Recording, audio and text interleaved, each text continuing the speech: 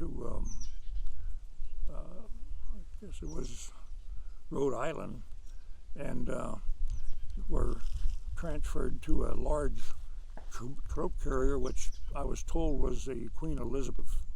I didn't see it myself on the painting or anything, but so we got on that, and we were sent overseas. It took about 7 days, and we didn't have any escort or anything because they figured the ship was fast enough it could outrun most submarines.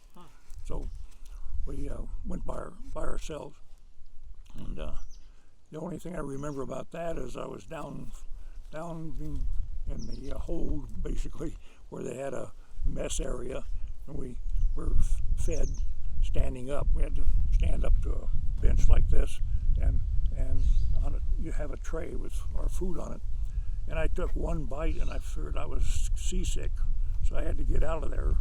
And so I rushed over toward the companionway to go up on deck, and there was a chief petty officer standing there as kind of a guard, and he says, "Is that gun loaded?" Because I was carrying a .45 automatic here, and I said no, and he said, "Well, okay." He says, "I was afraid you're going to shoot yourself." Anyway, I got up and got some fresh air, and I was okay after that.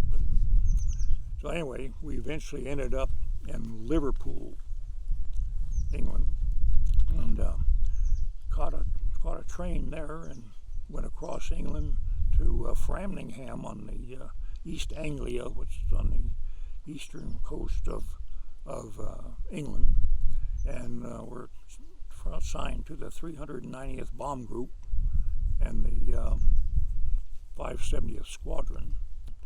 The way the planes were broken up into groups and so on, and so after we learned to fly with other planes in formations. We had to practice for several weeks flying with other in formations, and then finally the time came for us to fly our first combat mission.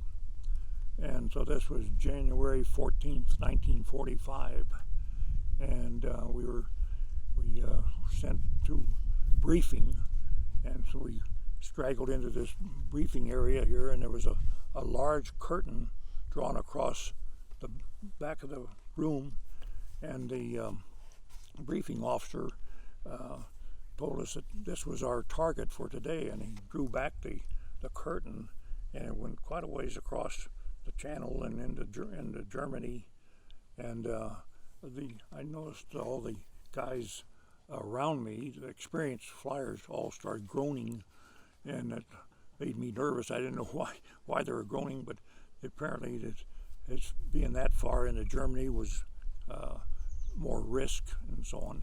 And this we were bombing a place called Durban, D-E-R-B-E-N, and this was a oil storage facility for the German army. So we went out to our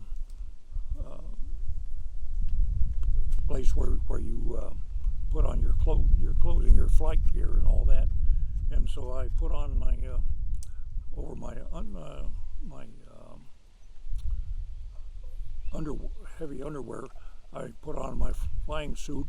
There's electrically heated gloves, and electrically heated boots, and electrically heated helmet, goggles, I should say, and all these things plugged together, and then I plugged them into a rheostat where you could get heat to yourself, because at high altitude, we were flying 27,000 feet, and the temperature at that height is around 50 to 60 below zero many times, and so we had to have heated clothing in order to survive. And so we got our oxygen mask because we needed oxygen to be at that high. So, and then we were picked up by a jeep and taken out to our airplane, our bomber, and the armor had loaded the bombs on it, and so the armor and the mechanics had probably worked through the night to get that plane ready for the mission this morning. So we climbed into the plane, and the pilot started the engines, and we waited for our turn, and we're told to take off and taxi. So we taxied out and got in line with a bunch of other bombers as they were going down to the takeoff point. And then a flare was fired for takeoff, and so we, one by one, all the planes took off and took off and started flying in large circles. And the idea of the circles was to form the formation into a proper, what they call a box formation, that planes were stacked 1, 2, 3, 1, 2, 3, 1, 2, 3, and high and low, and all this was done to give them better firepower without shooting each other. So if we had to defend ourselves. So anyway, we took off and circled and finally got into formation, and then our group formation, which is I think 27 planes, we fit into the bomber stream, which was made up of about 600 bombers, and they all had to be coordinated to get into formation, and then we started across the English Channel and into Holland, and we started picking up flak bursts of anti-aircraft fire, but wasn't particularly serious or too close to us. And we got up to around 27,000 feet, heading toward Durban, and we finally got close to the target when our whole group was attacked by maybe over 100 German fighter planes, and they came roaring in, and they shot down 9 of our bombers in our lower group. Group broke up into 3 parts. They shot down 9 of our bombers, and then they came after us, and I saw a plane come in on our rear at about 4 o'clock, and I called him off as a German Focke-Wulf fighter plane called a Focke-Wulf 190, and I started fire. I called him off and told the crew about it, and started firing, and one of the crew members yelled out, "Don't shoot, it's a P-47 American fighter plane." And I said, "The hell it is," because I could see his wings were all lit up with lights from his guns. So anyway, he came right on in, and we obviously damaged him, but he pulled up right beside us, and the canopy flew off, and he stepped out, he bailed out of the plane, and I guess he was trying to ram the plane next to us, but because we damaged him, and he had to abandon the plane. But anyway, he was pretty brave guy when you think about it. And anyway, we survived that, and then we lost another plane in our group near us due to fighters.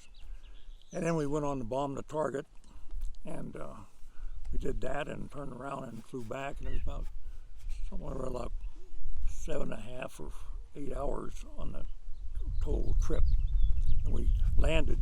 When we got back to the base, we were sent to interrogation, and there first thing they did, they gave us a glass of whiskey and a cup of coffee, and you could pour the whiskey in the coffee for that if we wanted. But the idea was to calm us down a little bit and loosen up our tongues so we'd be more relaxed.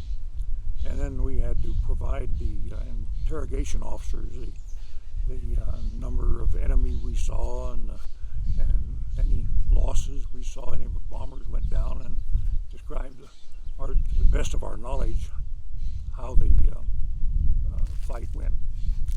And so then we were released to go to Chow. So that was our first mission, and it was quite an introduction to flying in the ETO, the European Theater of Operations.